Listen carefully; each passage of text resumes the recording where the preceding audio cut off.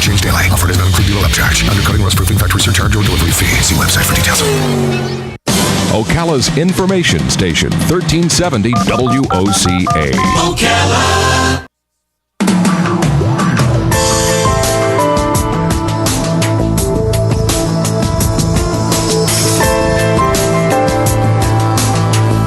All right, 25 minutes before 10 o'clock. Thank you for tuning in this Monday morning. Hope you had a good weekend. Boy, my weekend was so busy. Yeah, it was a huge I weekend. climbed that ladder, painting that ceiling so many times, Robin. Yeah, you sure did. You know, the hardest part is coming down. Going up the ladder is not so hard. Down? Yeah. Oh, boy, Yeah. my calves are paying for it this Huge morning. project this weekend. Nobody wants to hear any of that. All right. You want to know how much I know about God? You want to know how much I know about God? Nothing. You know, I can tell you what I believe, but I will honestly tell you, if I tell you I know anything, then I'm telling you a lie. Because everything that I ever say about God is what I believe about God. Dale McGowan is on the phone. He is the recipient of the Harvard Humanist of the Year Award. He's an instructor of parenting workshops. He serves as the executive director of the Foundation Beyond Belief. He's the creator and writer of the, is it the Meming of Life? Meming? And meming, as Yes. in a meme. And, Yep. and he's married to his wife, of course, who is a believer. In other words, she believes in God. He questions it, at least. We'll find out the details in a second. But his book is an interesting study on how two people can love each other and yet have different beliefs. And, the truth is, none of us really know. I mean, if you say you know, I'm not going to doubt you, but it's hard to believe that anybody actually knows. But we all believe, right? And it is that belief that we hold so strongly to, right? And we're willing to argue. We're willing to kill. Not us, not me, but there are people on this planet that are willing to kill because they believe that they are right. Dale McGowan, good morning. How are you? Very well, thanks. Good to be with you. You too. Where are you right now? I'm in Atlanta. In Atlanta. Oh, that's not a good place to be for an atheist, is it? Oh, it's fine. So do you consider yourself atheist, agnostic? What word applies? Well, they all apply in different ways, in the same way that a Christian can be also a Lutheran and so on. They emphasize different things, but secular humanist is the one I prefer. Okay. Most complete. And here's the argument I've had with people, and this interview is not about arguing with each other about the existence of God, but I think it plays a role in what you're trying to tell us about your relationship with your wife and how other people can learn from what you've written about.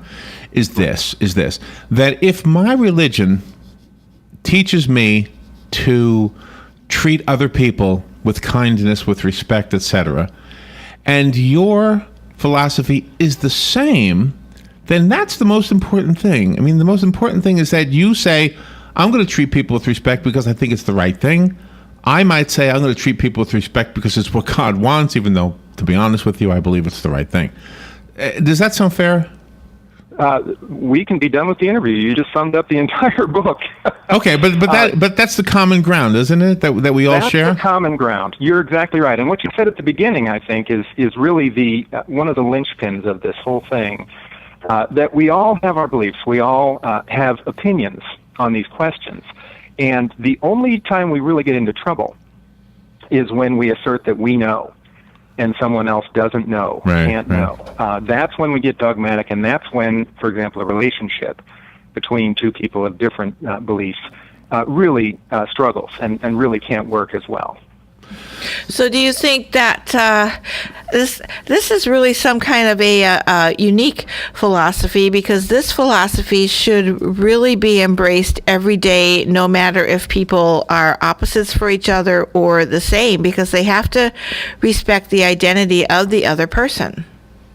Absolutely, and that's the foundation of any good relationship. Everyone brings a friend of mine who's a rabbi actually says all relationships are mixed marriages. All marriages are mixed marriages. Everyone is bringing in something different, fundamentally different from the other partner. And having a good relationship is about finding the common ground and moving forward in the relationship despite these differences and respecting the autonomy of the other person, the right of the other person to make up his or her own mind on these things. Yeah. You mentioned a rabbi, and I want to tell you something that I've thought. We have a rabbi who comes in here now and then, and this guy is as good as gold as far as I'm concerned. I don't think he would hurt a flea. I'm a Christian. He's Jewish. Mm-hmm. I don't like when people say, referring to somebody in general, he's a good Christian man, and because it implies that good and Christian go hand in hand, as if good and Jewish could never go hand in hand. Yeah. Or good and agnostic could never go hand in hand. And I will say that if we get to heaven because we're good, then Rabbi Hecht is going before I am. Yeah. Of course, that's not. Of course, that's not what the Christian religion teaches. But I guess there are certain people who just do really good things, and some of them don't believe in any God. I think I have a brother. I'm not so sure what my brother Bill believes, but I think he's somewhat of an agnostic, if nothing else. But he's a really good guy. He's a veterinarian. He sometimes has somebody with a horse that's sick, and he ends up having to do it for free because the person simply has no money. Right. So let me ask you about children, because this has got to be a big question. When one of you does not believe in God and the other does, how do you raise your children? Well, the ideal thing to agree on is that the children should ultimately be able to make up their own minds. That's really going to be the best path for parents coming from two different perspectives. And so you are entirely free to share your own part and your own mind with your children. I think that's something all parents should do. But one of the things my wife and I got very good at from the beginning is saying, if my kids were interested in religious questions from very early on, just like I was. Sure. And they would come to me with a question, and I would give them my opinion. And then I'd say, now be sure to talk to Mom, because I know she has a different opinion. And then you get to make up your own mind. And you can change your mind as often as you want. And that allows kids to, there's a feeling that somehow kids have to have a label when they're 4 years old or 5 years old. And the fact is, we don't do that with politics, right? You don't call someone a Republican child or a Democrat child. right. It just Thank sounds goodness. silly, doesn't it? Yeah. So it's the same idea. They are allowed to explore ideas. They're encouraged to do so. They know that they have our support no matter what they choose. And then when they feel old enough to try on a label of their own, they can do that. And they can change their mind as much as they want and try a different label on without feeling that they're somehow going to be violating their parents' trust. So once a couple is in agreement on that approach, things tend to go pretty well. And this is absolutely the basis and the groundwork to becoming a free thinker, because sometimes so many people that you hear speaking opinions in this world, it's the opinion from somebody else's lips and not their own. They're not their own free thinker. Oh, absolutely. And what you mentioned earlier about the fact that the rabbi will go to heaven first and so on, despite the fact that a lot of Christian religions say otherwise. One of the things that's important in this whole situation is recognizing the difference between the sort of doctrinal beliefs of churches and the actual beliefs of individuals. And something like, I think it's 70% of Americans believe that people of other religions that are not Christian can also go to heaven. I think it's in the high 70s, 78% or something like that. 46% of Americans say that an atheist can go to heaven if he or she is a good person. Now that is a direct contradiction to doctrine, but it's what individuals believe, and that's what's more important in these marriages than, like you said, the beliefs from a list. It's much more important to know what the other person believes, and that's why it's important for couples to talk about what it is they actually believe, and even more important, what they value. I could actually argue even the doctrine itself, because I think we've got it wrong. I think I don't want to get into a religious debate here. It would ruin the time you have to talk about your book, which wouldn't be fair to you. But I think we do get it wrong. And just real quickly, there was yesterday I happened to be here, and there's a Catholic priest who does a show here, and I heard him say that faith without works is dead. And so that to me said, That's right. I mean, everybody says you could be Hitler and still go to heaven. It's like, wow, why would God want that? Yeah. I mean, wouldn't somebody who's like Rabbi Hecht, who's doing good works, but then they'll tell you, no, good works is not what does it. Faith does it. But here's this father, this priest, who says faith without good works is dead. So you got to do some good works. Yeah. And that seems to fit in with any reasonable person, regardless of religion or lack of religion. We need to take a little break. This is such a great conversation, but we'll be right back. The weather is brought to you by myfwc.com. Safe boating is no accident. For today, times of sun and clouds. There'll be a thunderstorm around this afternoon and evening, the high 88 to 92. Partly cloudy later tonight, low 72 to 76. Tomorrow, times of clouds and sun with a thunderstorm likely in the afternoon and evening, high 88 to 92. For Wednesday, clouds and sun with an afternoon thunderstorm, high 90 to 94. From the Florida Weather Center, I'm meteorologist Joe Lundberg.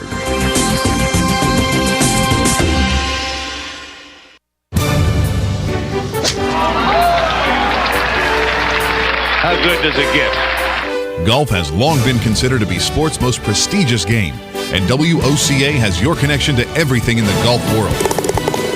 Every first and third Thursday at 10 a.m., tune in for Let's Talk Golf with your host, PGA professional and teacher to the stars, Jim Beckett, and operations manager for the Links of Spruce Creek South, Darren Irwin, right here on The Source.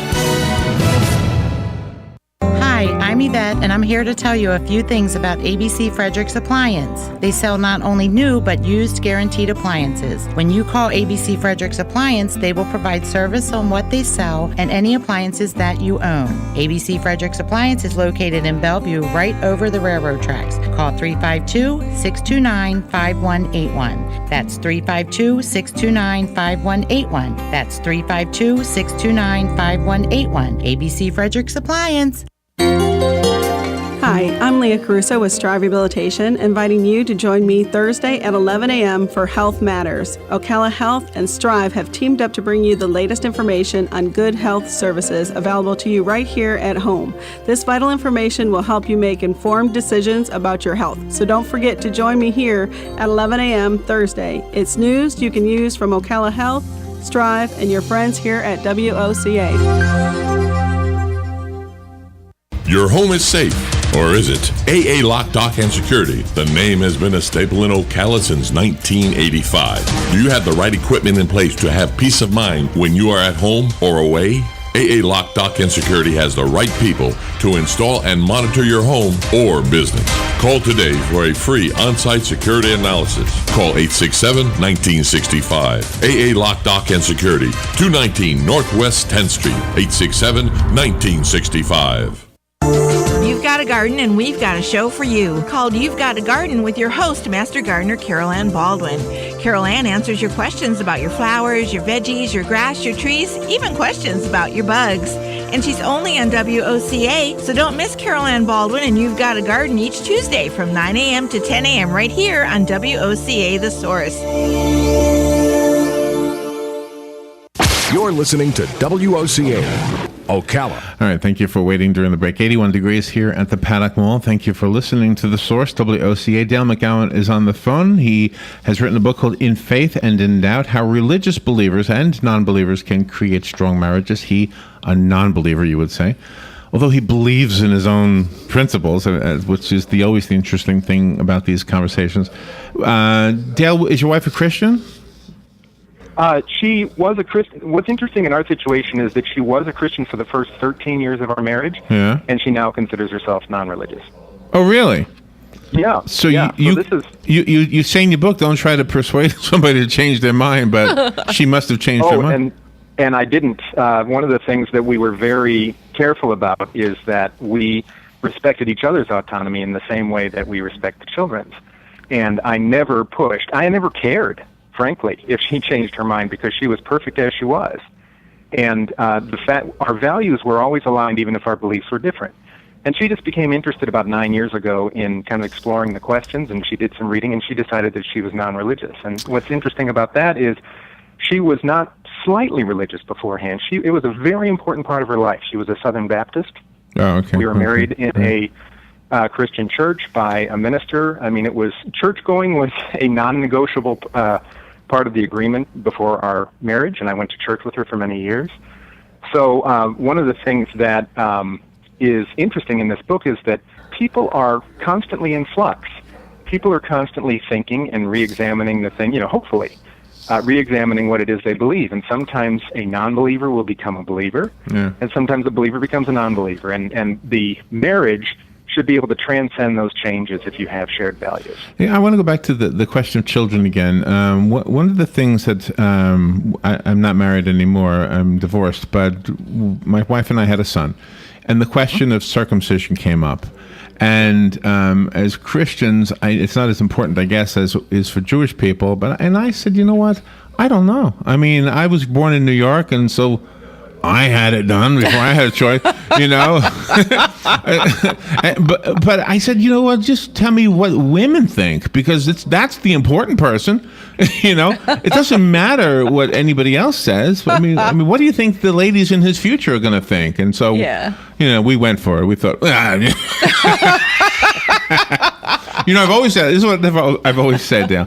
Well, in the Bible, in the Old Testament, when it talks about how Jewish people would know each other because they were circumcised, did they wear pants? I mean, I can't tell. I go to the men's room. I can't tell. Are you looking like that? I mean, do you have to wait until you urinate before you can tell who's Jewish? I've often wondered about these things, but some of the quirky things. And now you said she wasn't religious. I don't consider myself religious either.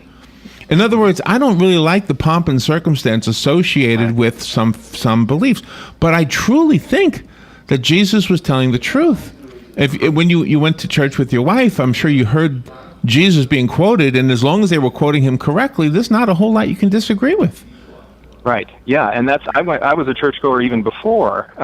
Growing up as a kid, my parents went to the United Church of Christ, so I had plenty of opportunity to absorb that philosophy, and I agree. There's a tremendous amount of really valuable philosophy that comes out of the New Testament. And I would think also that Jesus himself, and this is an argument for somewhere else, and we need to be fair to the book, and I'm going all over the map on you, I apologize. But I think Jesus himself would say he wasn't religious. He didn't like the Pharisees and the people who were making a big show of it, So. Yeah, there's a strong argument to be made for that. I've seen that argument. All right, so let's talk. Now, who's going to pick up this book? Who's going to pick up this book? The people who are in your boat. Mm-hmm. I'm wondering if it's more likely, and maybe you have some information on this, that the man is the non-believer and the woman is the believer, as opposed to the other way around. Do you think so? Yeah, it is. I had a survey associated with the book. I surveyed nearly 1,000 people who are in these marriages, and it definitely leans that direction. It's about, I think, 3-1. The man is more likely to be non-religious. But that's actually appears to be changing over time. Women are more and more becoming non-religious, exploring that community as the percentage in the population increases. So it's interesting to see what happens in the future. But yes, up to this point, there has definitely been a lean toward the male. So how long has the book been out? Book's only been out for about a week, about 10 days, actually. Okay. Yeah. It will be interesting as it's after it's been around longer, who you're hearing from, the women or the men, because I'm just, my hunch is that women are going to find out about the book and order it or see it in the bookstore and pick it up because they're in that marriage. And, right. And how will it help them? Let's just create a scenario, and you take us down that road a little bit. A woman who believes, a husband who doesn't, and there must be some friction in order for her to buy the book. How will it help out with that friction? Yeah, in many cases, one of the things they simply need to know is that they're not alone. A lot of people think that this is a very rare circumstance, that not too many people are in this kind of a mix. And I tell the stories of 8 couples in great detail in the book, and who are in all different kinds of combinations. And so one of the benefits is simply seeing them, seeing their story, seeing how they work things out. The other one is, one of the big ones is separating out values from beliefs. Again, Larry, it's what you mentioned at the beginning. The difference between the values, the things that we live, that we align our lives with, and the things we happen to believe are true are very different. And a lot of times people think, well, we believe differently about God, so that must be an impenetrable difference. Well, the fact is my wife and I believed differently about God for most of our marriage, and our values, our social values, the issues that were important to us, were very much the same. regardless. So I think having couples look at the book, see the description of how values and beliefs are different, and thinking of their relationship in those terms, in values terms instead of beliefs, can really be a breakthrough moment. And that's really that is really an insightful comparison, because sometimes people are one way or the other, and they don't actually think that values can be beliefs and vice versa. But you really do something wonderful with your book in that regard, and you always pose different kinds of thought-provoking questions before you embark on a new topic in your book.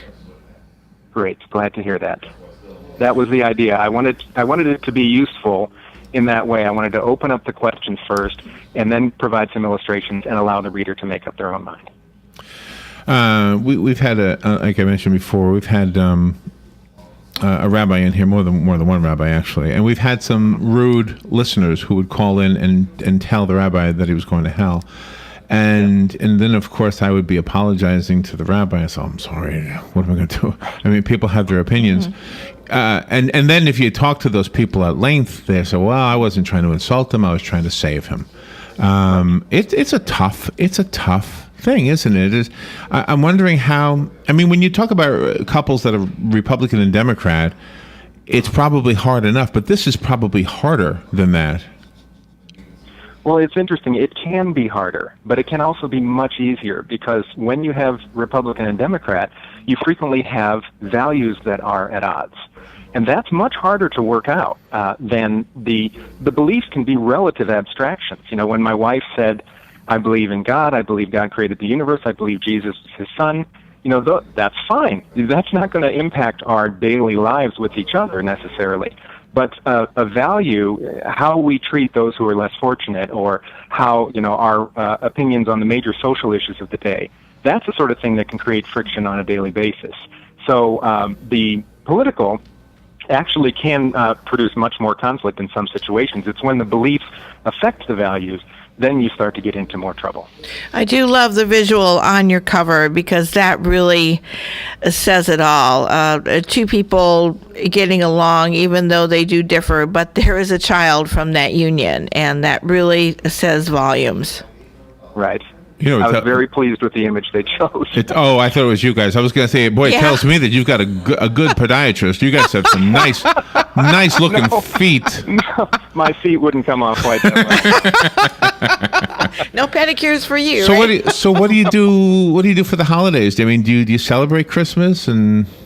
Yeah, we do. And actually, I always have. When I was growing up, even though we went to church as a family, we celebrated Christmas in sort of the American secular way, you know, with the Santa Claus and the Christmas tree and the ornaments and that sort of thing. I loved Christmas. I still love Christmas. It's a time for family to get together.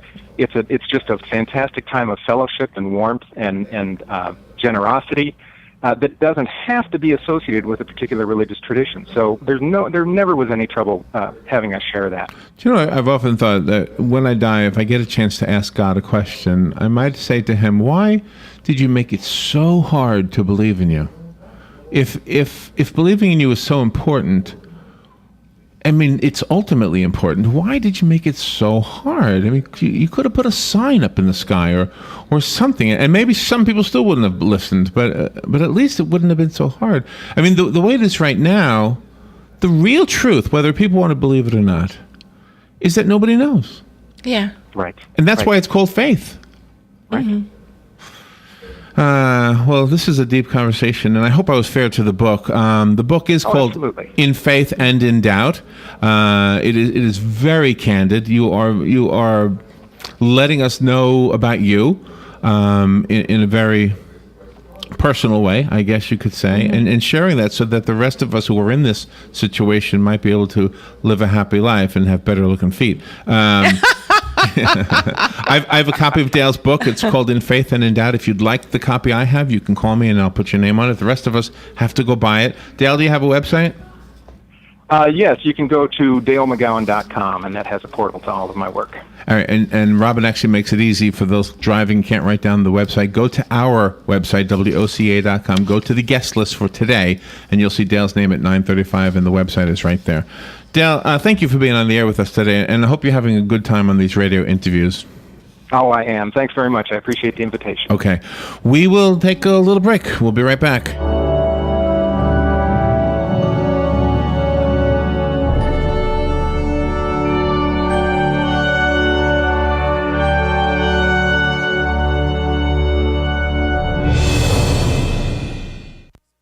Broadcasting from the Paddock Mall Studios, this is WOCA, Ocala, Gainesville, The Villages, 1370 AM, 96.3 FM, The Source.